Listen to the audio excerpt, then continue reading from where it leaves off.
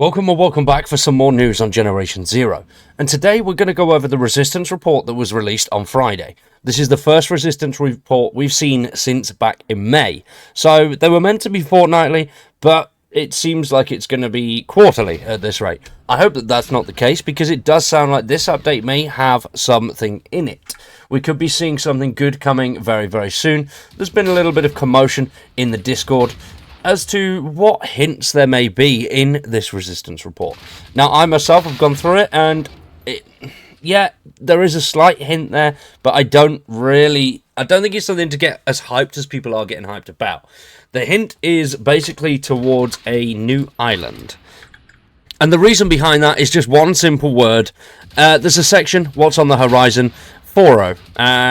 That is the end of a sentence, but apparently this little symbol here is something to do with the Swedish language, and it equates to the word island or something along those lines. I've looked into it, but I can't really find like a definitive answer that does mean island. So I don't know whether people are just taking something that somebody said and running with it, which seems like it could be the way. But if it is an island and something that people have been wanting for such a long time, that's going to be absolutely great news. It seems like Generation Zero, to me personally, it feels like it's a love-hate relationship. We have 3 months of almost no news and very, very shoddy updates that tend to break the game, and then one really big one that's brilliant.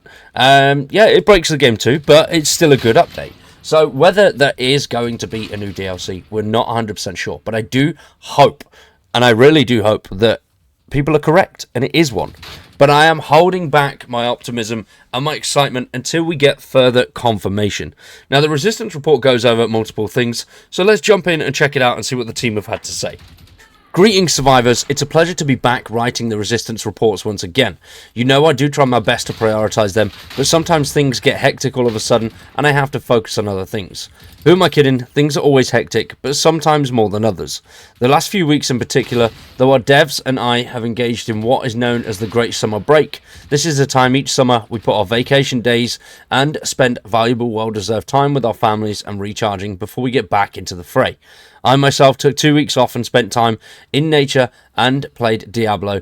I even got bored once and made some cookies. Highly recommend. It's super easy and worth it. Here's some of what the devs have been up to, which I'm in two minds about this whole section. We've not heard anything from the team properly for months, and then the first time they come back, it's just some photos of we've been on holiday, we've been having fun, which is great. Everybody deserves to go on holiday, have fun, but a lot of the main player base for Generation Zero are not going to be that interested in what the developers are doing personally. They want to know what's happening with Generation Zero. And this Resistance report is more talking about, we've been on holiday, we've done this, and there we go, we've had fun. Which, great. Hell yeah, some of the photos look absolutely awesome. The guys look like they've had a great time, and some of the scenery they've seen, absolutely beautiful. And I do think that most of the player base, though, wants to see news on the game, not what the devs are doing. I myself, I've been following the game for over 5 years, so I am relatively invested in the whole thing, Avalanche as a whole, Systemic Reaction as a whole, and the team. So I do find it interesting to see what people are doing, what they've been up to. So it is a bit of a catch-22 on that one. Let me know what you think down below. Let me know what you think about that. But as you can see here, some of the photos are really cool. Looks like they've had really good times. Absolutely beautiful scenery for quite a lot of them, and quite nice. And then we have a big section about playing on the test branch. Now, a lot of people did play on that test branch, and that was in order to try and get more of a feel for how the next update was going to affect the game before it finally launched. And either there was nobody on it, or a lot of it wasn't taken into consideration, because they did release an update which had 5 fixes in it and a couple of crash fixes, and then that needed a hot fix.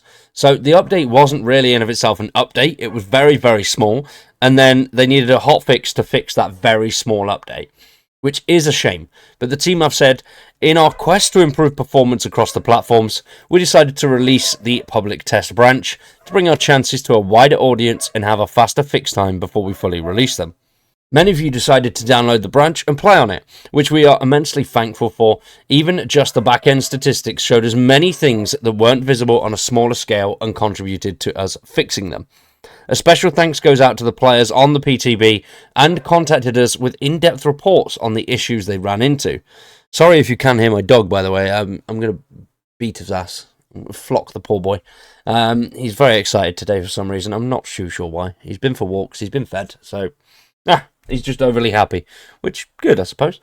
Now, the public test branch is down. They're not using it anymore because they don't need it at the moment, but they will be thinking of reopening it in the future, which is good, I suppose. But this public test branch came out. It was out for, 6 weeks maybe? And it doesn't seem like much of it helped because there's still major crash issues. The actual update itself needed a hotfix. So, I don't know. I don't know what's going on there. But it doesn't make me feel too confident about a larger DLC, if I'm completely honest. We'll have to wait and see. Now, they continue to say that they've ironed out some kinks with the update and detected some crashes and other bugs that previously slipped through the cracks and are working to resolve them before releasing the update to consoles. The process is well on its way and shouldn't be too long before survivors on PlayStation and Xbox will be able to enjoy the improvements we've made, including the bug fixes we're working on right now. So, I don't understand why they did that either, because it does alienate a lot of the console base that want an update. And when you're just pushing them out on PC, I mean, you could have left the public test branch up, waited a couple of weeks until the consoles versions were ready and just released it all at once. Nobody was expecting an update and nobody would have been disappointed by a pushback. But we'll have to see how they go with that in the future. I've always said, one of the something I've always been clear on, is I don't understand why they don't hold off on updates if they know that the console versions are going to be coming later, because then a lot of the console players do get a bit pissed off, and I can understand where they're coming from. And then, for what's on the horizon, the optimizations are of course not the only thing we're doing right now. We're working on the update and have begun making great progress. Of course, it'll be a while before we can talk about it, but I can tell you that we're cooking up some things that a lot of you have been asking for. So, as you can see, 4.0, that is a hint to an island, possibly, but I'm not entirely convinced by that one. Now, they have said that they can't wait to talk about it, and it's been a while since our last community contest, so keep an eye out and join the Discord to see when it's happening again. Your creative muscles shall be stretched. That's all for today's Resistance Report, and then the usual Swiss German, or the word of the day thing. But, yeah, there wasn't too much of substance in there at all. It would have been nice to say, right, these letters are not coming fortnightly anymore, as most of you already know. We're going to push that back, probably do one a month at the start or the end of the month. And we'll have a little bit of news on what's going on in the studio and what we're working on. And what you can do next, some little community challenges, just random little bits and bobs. But yeah, it seems like the engagement with the community has slowly started to dwindle down now. Whether we'll see anything big, I think we might see a micro DLC coming with the next update. If it's not a big DLC, we'll have to wait and see. What do you guys think, though? Let me know in the comments down below. For now, though, thanks for watching. I've been Wired, and you've been awesome. We'll see you in the next one.